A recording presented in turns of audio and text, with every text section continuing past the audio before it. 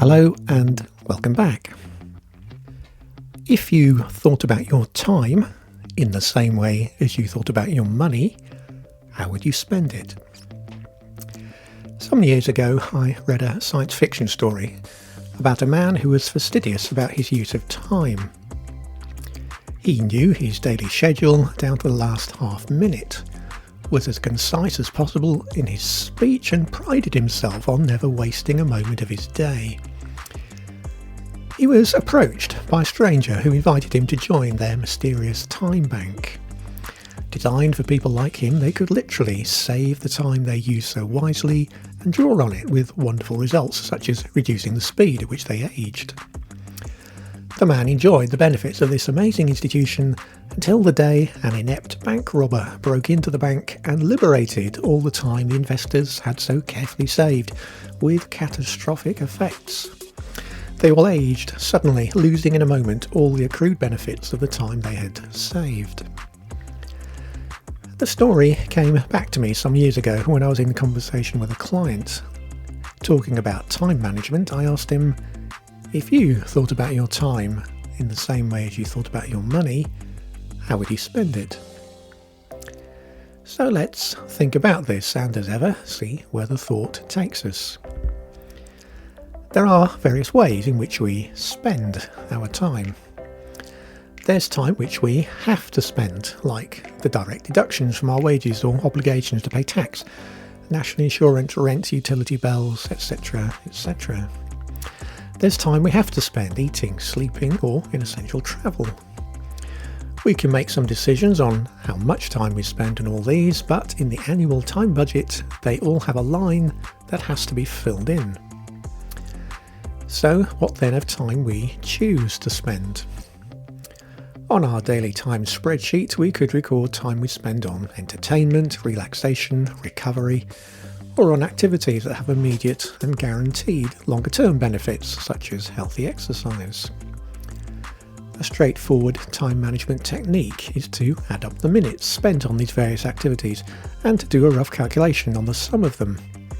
You can then ask yourself in an informed way if you consider this time well spent. Taking the analogy a step further, we can think not only about time we spend, but also about time we invest.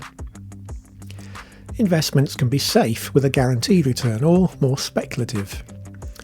Investing 8 or 9 minutes a week on a video blog will always guarantee you have something useful to think about and some practical life skill to put into practice. Great deal if ever there was one. But there are other time investments where the return is less clear. Let's think about professional development.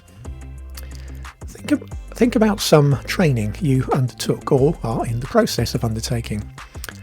After the initial investment in time, as you're trained, you then have to ask yourself how much further time you will invest in embedding what you've learned. There are some fairly scary statistics on low levels of retention over even as little as a week after a training course has been completed. Attending a training course or session is the beginning of the process of assimilating the information and actionable skills that are being conveyed. The training is only really complete when what's learned becomes an integral part of someone's skill set. So the question is, how much time really needs to be invested for someone to be trained? It's a bit like investing in stocks and shares, where, as the financial health warning advises, the value of your investment can go down as well as up. Measured a week after a training session, with no follow-up, you could conclude that your time investment in your training has taken a nosedive. But if you invest a little more, working with a supportive colleague, managers, coaches or mentors, you'll see your investment mature and begin to deliver a return. So we have time which is spoken for, time which is spent on immediate needs or gratification, and time we invest. Let's think about one more, time you release.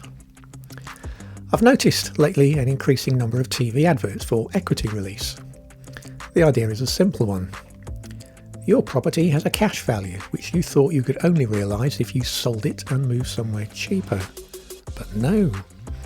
If you sign over the rights of your property to a financial management company, they'll give you some of the asset value of your property now. You can have that holiday you always wanted, do some home improvements, or reopen the bank of mum and dad. Every day you were waking up to a resource that you never knew you could get at until someone told you how. Over the last year, many of us have discovered a time resource, the value of which we hadn't realised. Travelling time to and from work. Now, however dedicated and disciplined you are, even those of us who use travel time to do some work on the journey, will have to admit that the quality and focus of our concentration wasn't as good as being in a dedicated working environment. But with the enforced lockdown and travel restrictions, we've discovered literally hours of quality time we never knew could be available to us on a regular basis. As we start to get back to working in a face-to-face environment and review our need to travel to work, this is a good moment to make some strategic decisions on how to spend that time. We could treat it like winning a small lottery ticket and spend that extra time on the immediate needs of our working day. There is, after all, always something else to do. Or we could think about releasing some of that time for reinvestment. A bit like releasing a proportion of the equity of your property to invest in something tangible, rather than just giving you a small uplift in your monthly income. A good place to start is to go back to all those pre-pandemic conversations you had about training, upskilling and personal development. Ones where you decided you couldn't do them because you didn't have the time to spend. Perhaps now you do. We are all allocated the same amount of daily time, 24 hours. Different demands mean that we don't all get the same degree of choice on how we spend it. But we do all have choices about how we spend our time, whether to meet the immediate needs of the day, whether to invest enough of it to ensure our time investments mature to their full value, or to make strategic use of that time that changes in life situations and circumstances. You may have had a financial review. Is it time for a temporal review? If you thought about your time in the same way you thought about your money, how would you spend it? Have a happy Easter and see you again in the new financial year.